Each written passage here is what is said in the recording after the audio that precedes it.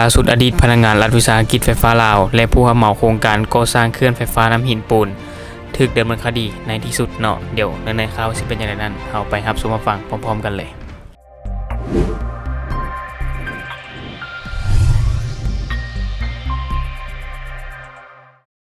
สวัสดีท่านผู้ชมกับพบกับช่อง Talk The New และหัวข้อที่เราอยากจะนำเสนอในมื้อนี้ก็คืออดีตพนักงานรัฐวิสาหกิจไฟฟ้าลาวและก็ผู้รับเหมาโครงการเคลื่อนไฟฟ้าน้ำหินปูนเนาะถูกดำเนินคดี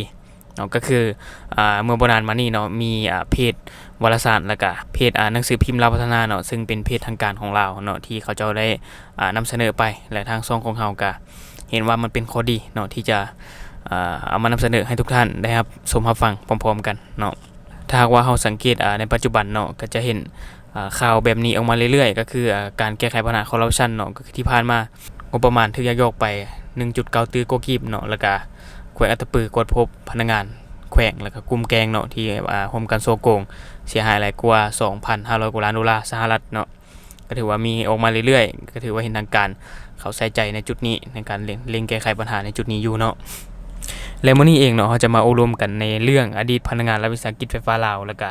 ผู้รับเหมาโครงการเครื่องไฟฟ้าน้ำหินปูนเนาะถูกดำเนินคดีเดี๋ยวในข่าวสิเป็นอย่างไรนั้นเราไปรับชมรับฟังพร้อมๆกันเลยก็คือในข่าวมันมีอยู่ว่าในระยะที่ผ่านมาเนาะองค์การกฎกาแห่งรัฐได้ดำเนินการกฎกาโครงการก่อสร้างเครื่องไฟฟ้าน้ำหินปูนเมืองคูนคำแขวงคำม่วนเนาะซึ่งเป็นโครงการแบบมอบเหมา EPC โดยแม่นทุนกู้ยืมจากธนาคารต่างประเทศมีมูลค่าการก่อสร้างทั้งหมดแม่น 89,970,000 ดอลลาร์สหรัฐเนาะผ่านการกฎกาเห็นว่าเนาะในการจัดตั้งปฏิบัติตัวจริงการดำเนินการบ่สอดคล้องกับกฎหมายและก็ระเบียบการที่เกี่ยวข้องเนาะอิงตามข้อมูลโครงการดังกล่าวจะใช้เวลาก่อสร้างเพียงแต่3ปีเนาะซึ่งเริ่มก่อสร้างตั้งแต่ปี 2013 ให้สำเร็จในปี 2016แต่การจัดตั้งปฏิบัติตัวจริงแม่นบ่สำเร็จเจ้าของโครงการได้อนุมัติให้ผู้รับเหมาสืบต่อก่อสร้างโครงการตื้มอีก3ปีแต่ก็ยังบ่สำเร็จเนาะและบ่สามารถดำเนินการผลิตไฟฟ้าได้ตามแผนที่กำหนดไว้จากผลการกวดกาของบริษัทผู้เชี่ยวชาญเห็นว่านาวิกโครงการสำเร็จเพียงแต่ 76% แต่เจ้าของโครงการได้เบิกจ่ายให้บริษัทผู้รับเหมาก่อสร้างแล้วในมูลค่า 88,750,41.33 ดอลลาร์สหรัฐหรือเท่ากับ 98.64% เฮ็ดให้รัฐบาลสปป.ลาวสูญเสียผลประโยชน์และรายรับจากการผลิตและขยายไฟฟ้าจำนวนมหาศาลพร้อมกันนั้นรัฐบาลยังต้องรับผิดชอบภาระหนี้สินในการใช้แทนต้นทุนและดอกเบี้ยที่ได้กู้ยืมคืนให้ธนาคารตามสัญญาต่อกับปัญหาดังกล่าวองค์การกฎกาแห่งรัฐและภาคส่วนที่เกี่ยวข้องได้ดำเนินการกฎกาลงลึกความรับผิดชอบการเมืองของพนักงานที่มีส่วนเกี่ยวข้องกับการตกลงและคุ้มครองการก่อสร้างโครงการโดยกงพร้อมนั้นก็ได้เปิดการสืบสวนสอบสวนก้าวไปถึงการนำใช้มาตรการกักตัว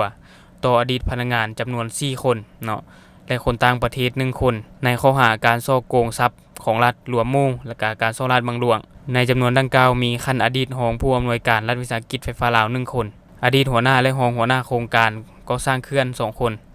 พร้อมด้วยประธานบริษัทเอกชนคนต่างประเทศ1คน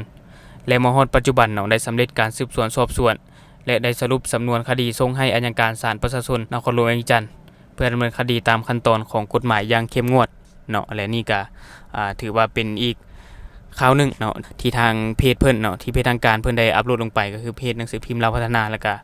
เพจวารสารเนาะก็ถือว่าเป็นเรื่องที่ดีและก็ชมเชยเนาะที่ทางการเพิ่นเล็งเห็นปัญหานี้แล้วก็ช่วยกันแก้ไขเพราะว่าการแก้ไขปัญหาคอร์รัปชันเนาะมันก็จะมีข้อดีหลายอย่างอย่างที่เฮาได้เว้าใน EP ก่อนหน้านี้เนาะมันก็จะช่วยหลายๆอย่างว่าจะเป็นช่วยให้เศรษฐกิจเติบโตอย่างมั่นคงเนาะบ่เป็นตัวทวงดึงในการเจริญของเศรษฐกิจแล้วก็ช่วยการรั่วไหลของงบประมาณเนาะก็ถือว่าเป็นเรื่องที่ดีเนาะอันนี้ก็ถือว่าชมเชยและทั้งหมดก็คือข้อมูลข่าวในข่าวเล็กๆน้อยๆเนาะที่ทางช่องของเฮาได้เก็บมาฝากท่านผู้ชมในมื้อนี้และสำหรับท่านใดที่เบิ่งคลิปของเฮาแล้วรู้สึกว่าคลิปของเฮามีสาระหรือว่ามีประโยชน์เนาะก็อย่าลืมกดติดตามช่องเพื่อเป็นกำลังใจให้เฮาได้ผลิตคลิปดีๆแบบนี้ออกมาเรื่อยๆหรือสำหรับท่านใดที่มีความคิดความเห็นอยากตำหนิติชมอยากตำหนิตีเตียนก็สามารถฝากไว้ได้ภายใต้คอมเมนต์ของเฮาแล้วเฮาจะเข้าไปอ่านแล้วก็ตอบแลกเปลี่ยนประสบการณ์นำกันเนาะอย่าลืมกดติดตามช่องเพื่อเป็นกำลังใจให้กันในเด้อขอบใจ